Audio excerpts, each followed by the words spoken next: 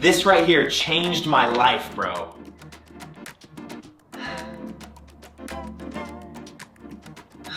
Did it?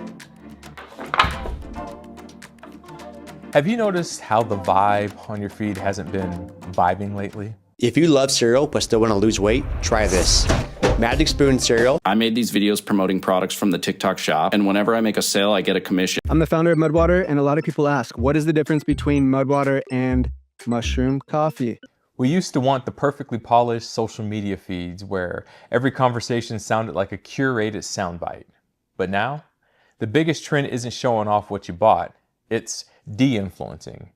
It's people looking at the camera and saying, don't buy this, it's a lie, it's plastic. It's telling people the truth, and it's oddly refreshing. All of these influencers all over TikTok talking about you should buy Bloom because it cures your bloating. No, it doesn't. Please do not go buy Let Me Sleep after you saw that viral video that got almost 35 million views. The creator is amazing, but touting this product, it's not a good product, and I'm gonna tell you why. Athletic Greens, it's a waste of your money. AG1 wants you to believe it's a multivitamin, probiotic, superfood, adaptogen miracle. But here's the truth, it's overpriced green powder with an incredible level of hype. We're tired of the phoniness splattered across our screens. We've grown numb to the perfection, and we're starting to crave something that isn't in high supply. We're craving the truth, even if it's ugly. Hi, I'm Jay. And this is part 2 of my 5-part series, Nothing New Under the Sun. Today we're looking at the de-influencing movement and seeing it for what it is, a spiritual cry for authenticity in a world of false prophets. De-influencing is essentially pulling back the curtain. It's the realization that the person on the screen doesn't actually use the product they're selling you. They're just being paid to make you want it. I mean, how many ads do I need to see from AG1 Greens, gold buying services, or protein cereal that tastes like cardboard? I mean, seriously, it's much healthier to eat something like eggs than some seed oil laden, red 40 dyed, bioengineered bowl of, you know. But the thing is, this is a pattern as old as time. In the ancient world, they didn't have Instagram, but they had high places. They had prophets of Baal who were the ultimate influencers of their day. Think about the showdown on Mount Carmel. You had 450 prophets of Baal, the macro influencers of the kingdom. They had the backing of the palace, the trending aesthetic of the day, and a massive following. They put on a heck of a show too. They shouted, they danced, they even cut themselves to show how passionate and authentic they were. They were selling a lifestyle. Worship Baal and the rain will come. Worship Baal and you'll be prosperous. But when the pressure was on, their product didn't work. There was no fire, there was no rain, just a lot of expensive noise. They were the original plastic prophets, promising a reality they couldn't deliver, leaving their followers empty and broke and in a drought. The reason we love de-influencing videos today is that we have an internal truth meter that hates being scammed. We hate the idea of being the influenced while someone else gets rich off of our dissatisfaction.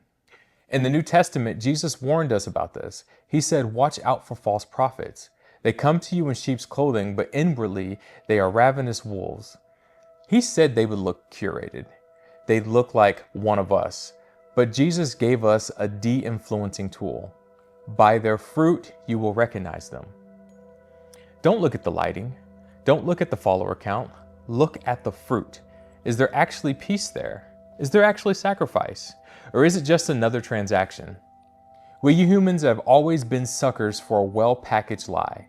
We want the shortcut to the blessed life. But just like the prophets of Baal, modern influencers are often just well-dressed little people trying to hide the fact that they're just as thirsty as we are. The only difference is, where do we go to quench our thirst? Jesus met a woman at the well.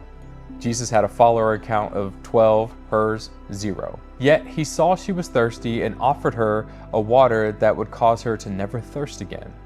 That water? Forgiveness of her sins through belief in him. He knew her past, and both of them knew she was guilty. And while the Pharisees, the influencers of the day, condemned her, he redeemed her. You see, Jesus was the only leader in history who did the opposite of a marketing campaign. He told people to count the cost. He told them that following him might mean losing their status. He didn't have a high place or a palace. He didn't even have a place to lay his head. While the world tries to influence you into becoming something else, Jesus came to de-influence you from the ways of this world so that you can become more like him. Don't just unfollow the world in a fit of cynicism.